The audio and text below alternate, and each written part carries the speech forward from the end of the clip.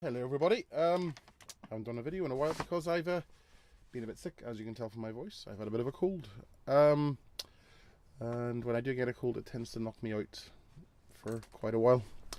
But what we have here is a torch. It's a LED stroboscopic torch. It was actually described on eBay as urgent free color LED 6,000 lumen torch. A bit of a random definition, but if you search for those words on eBay, you'll find it. The torch itself retailed for $8, but there was a package where you could get the charger and an 18650 battery inside it for another $10. So the total package was $18 delivered, which isn't bad for an aluminium chunky torch. Let me give you a quick rundown of it. It's got three colours. So you got green, flashing green, red, flashing red, and white, bright, dimmer, and strobe.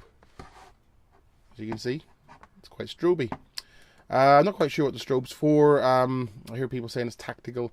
I understand it's quite popular with the airsoft guys who go out and do the sort of the military role playing and games and stuff like that. They use it sort of to dazzle their opponents. So, yep, what works for you. I myself, I prefer a nice bright white light. I always like to have a few torches lying around just in case you need them. We've got a big backyard, so having a few torches is good. And I lose them.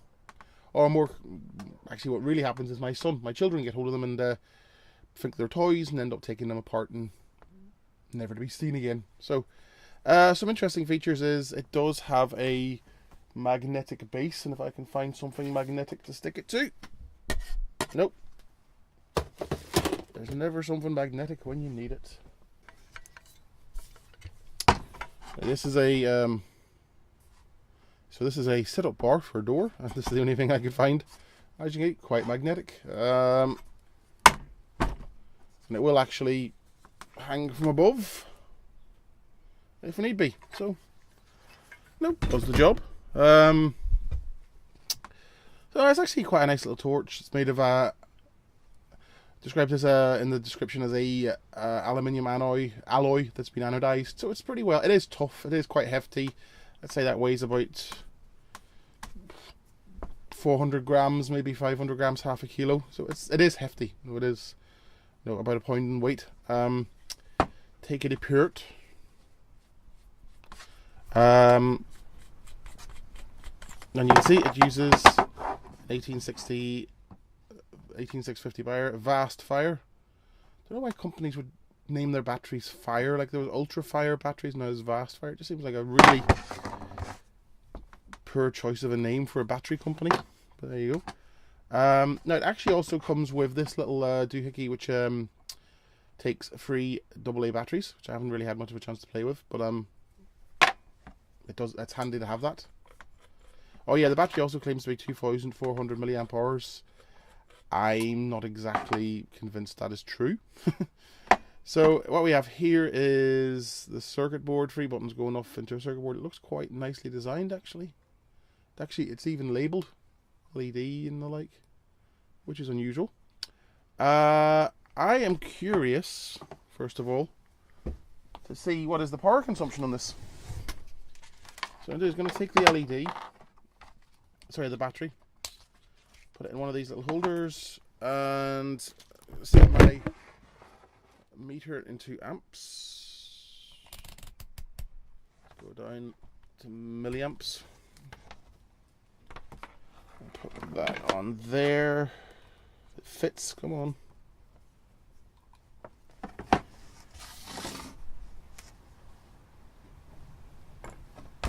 I'll take the black end and that will attach to the casing.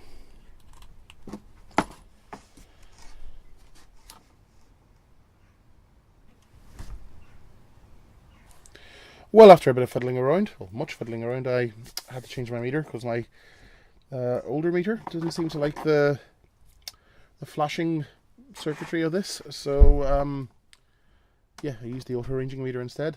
I've got it connected up, so I put the 18650 battery into a little battery holder. Take this out of the way. Run that through the meter and connect it up here onto the top end of the lamp, which holds all the circuitry. So if I switch on the lamp on maximum whiteness, it tells me it uses 195 milliamps. So let's say about 200 milliamps. And the lower one, its lower setting is down to 39.4, say 40 milliamps. And on the strobe, it's all over the place. So I kind of expected that. Curious to see, green uses 100, 101, let's say 100. Same for the flashing, it's going to be all over the place. Yeah. And red, 107, 108. So there you go.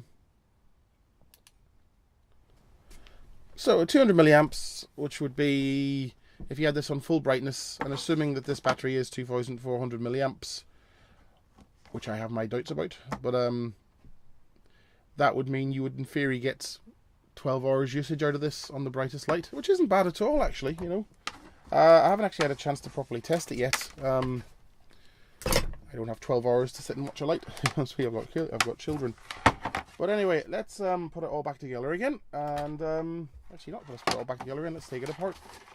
Now, the description of this torch said it was IPX free. If you know anything about IPX ratings, you get IPX number. The first number is 0 to 6. That talks about dust ingress. The second number goes from 0 to 6, and that talks about water ingress.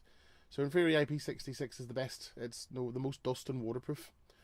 IPX3 basically means the X is, they haven't given it a rating. They don't know how dustproof it is. I wouldn't say it's incredibly dustproof, because this actual little charger gasket here is a bit loose, and it wouldn't be very dustproof. And this is the sort of thing you could very easily lose, because it comes off very easily. And I don't know about the buttons. You can actually see inside. The buttons are just single bits of rubber pushed up against the side.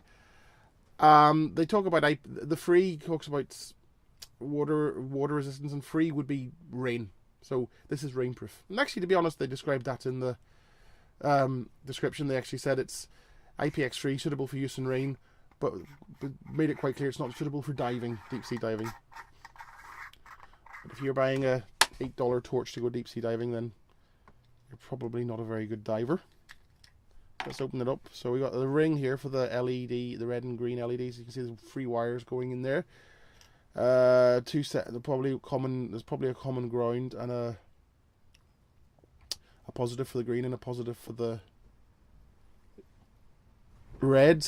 Now, can I get this out? Does this come apart? Nope. How is this held in? This might actually be bonded in place. Does it unscrew? Nope. That's unfortunate. I want to take it apart.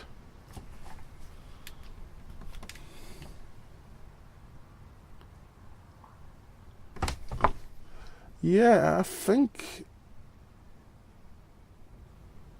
what they've done is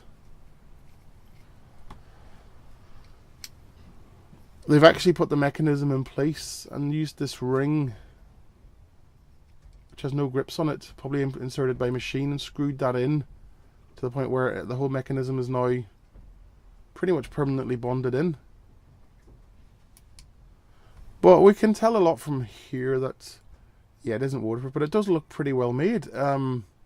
My only concern, and is this charging dock, charging barrel connector here, which is left a bit exposed with this here rubber gasket. That being said, you could probably improve that somehow. If you were to get some sort of decent rubber plugs that you would use for sealing, maybe the sort of thing you use in the brewing industry for sealing pipes, and you probably put something in there, and that would improve the waterproofness, and also the dust ingress, because I think these would be pretty resistant to dust ingress.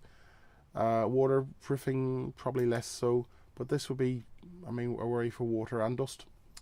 So, you know, for $8, it's not a bad piece of kit.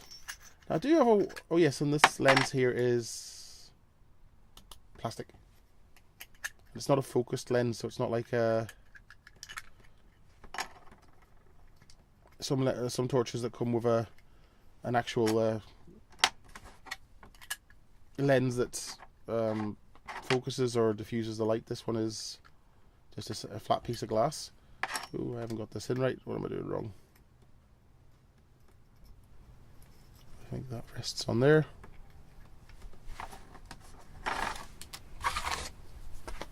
Nice and clean.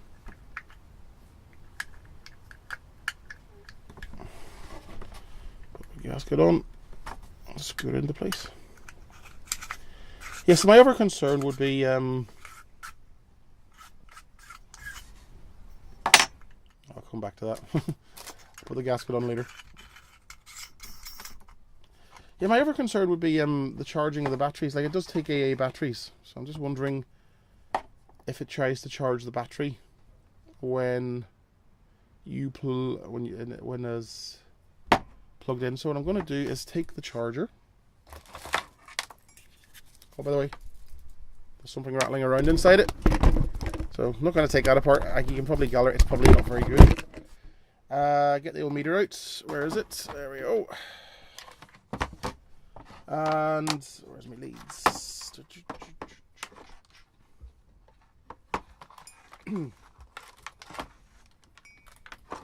And let's see what this does. Yeah, I was feeling a little bit sick. Thought I was getting better, and then went off to London to a marvellous party. Fantastic party, I have to say. I won't say where, but let's just say it was rather decadent. And, it was rather nice, actually. But the lack of sleep that came as a result of that probably brought my cold back with a vengeance. So, let's see. Put it on the volts. And plug her in. Hopefully nothing will explode.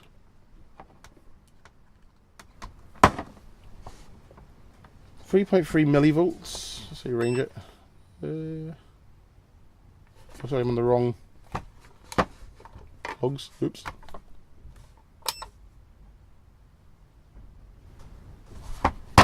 Is it even plugged in?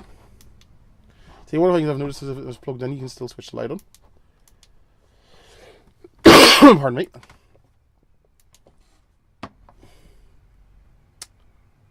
So yeah, the actual charging circuit needs to detect the battery. That's good.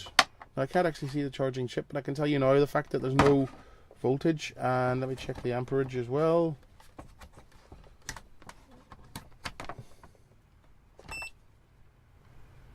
It's not detecting any current flow at all, so that's good. It won't charge the battery unless it detects the right one there, and I'm assuming it checks for the lithium-ion battery. There's no other way I can actually check it. Now, you shouldn't really charge alkaline batteries without. You can't really charge alkaline batteries anyway. You can, in theory, charge them a couple of times using a specialist charger. And I remember back in the 90s, there was a lot of consumer programs in the UK were saying, "Did you know you can recharge alkaline batteries?" And there's a conspiracy to stop you recharging them. But then nothing ever really came from that. I'm assuming the manufacturers modified the batteries to stop you charging them. But there you go.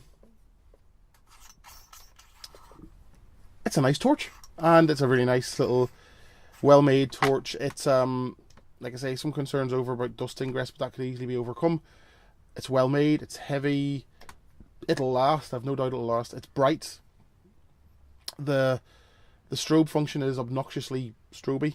So it will. I was sitting in the dark. I flashed myself with it. And yeah, it is very dazzling. So for $8, no, you can't go wrong. Cheerio.